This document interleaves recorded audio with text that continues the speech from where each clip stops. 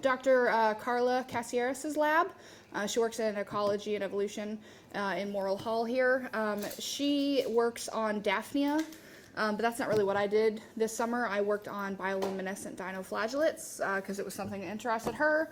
So, and she still works with microorganisms. So she was like, that sounds super interesting. I don't actually do that, but come over to my lab and I'll let you do it because I want to see what happens too, which was dope. I sat in a very dark room for hours, twirling a little flask of bioluminescent little tiny microorganisms, eukaryotic protists that bioluminesce under stress. So it was basically just a dark room, and I used a fluorometer and a spectrophotometer, and I measured their fluorescence, how much they bioluminesced, looked at how big they were in different temperatures. So, you know, when I very first got there, I was pretty intimidated, but all of the other, especially because, like, when you look at me specifically, I got snake bites, I got tattoos. Scientist is not what you think when you look at me. So I got a little bit of imposter syndrome when I came over here, but everybody else in that lab is just very, like, everybody was so sweet, everybody was nice, everybody was totally understanding, super willing to help. Like, they made everything just as amazing as it possibly could have been. So I had like this picture in my head before I started any type of research at all. I just had like this picture of like people in like lab coats or in like these nice casual wear clothes, like just being really quiet in solidarity and just kind of like doing the things at their own little areas of the lab. And that's not, I mean, that's probably what it is like some places, obviously, but at least for my lab, it was fun. People were around each other. They were willing to help and talk and share protocols and the things they do and teach you how to do stuff when you didn't know it. I mean, it was a great experience. I was able to figure out that, you know, not every lab's the same, but I was able to figure out that these people are, you know, they're just regular people. They just have a really nerdy interest in this stuff, and they want to figure stuff out just like I do.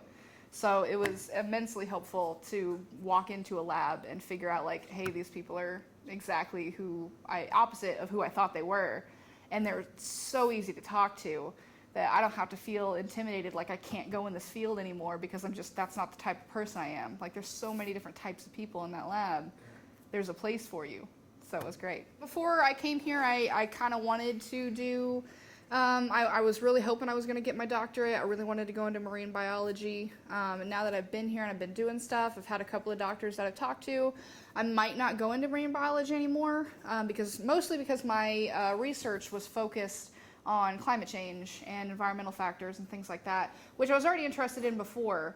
But now that I've actually had the research experience and I've got to talk to a bunch of other people, I've went to the symposium and saw everybody else's research, I still want my doctorate, still want that, but I might switch it more to an environmental impact, a more climate change, environmental sciences path, instead of just strictly marine biology. Because before I got here, like, there's so many different branches of science that you can go into. Some of them I didn't even know about. Mm-hmm. So whereas I love marine animals, my main concern is helping those marine animals. Now, whether or not I actually get to be around them, you know, cool if I can, but if I can't, my main goal is our world's oceans. So I would prefer to have a career and a life that involves me helping our planet and the people that live in it.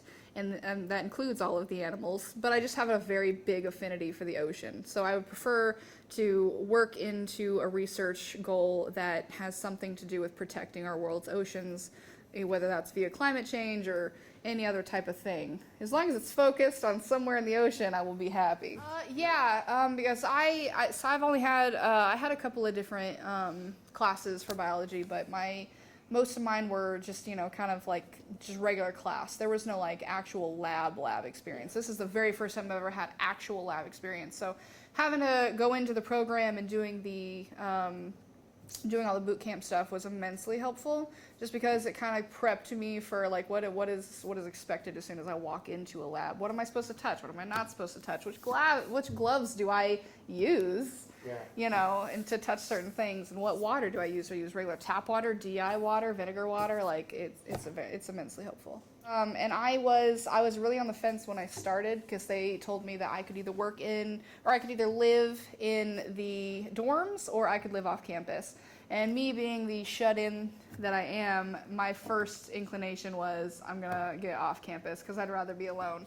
And then I was like, no, I can't do that, because like They've already said that it's like immensely helpful to have those relationships with those people. And I am 100% glad that I chose the dorm option, because those other 5 people that were in that dorm with me, friends for life. I will absolutely never forget them.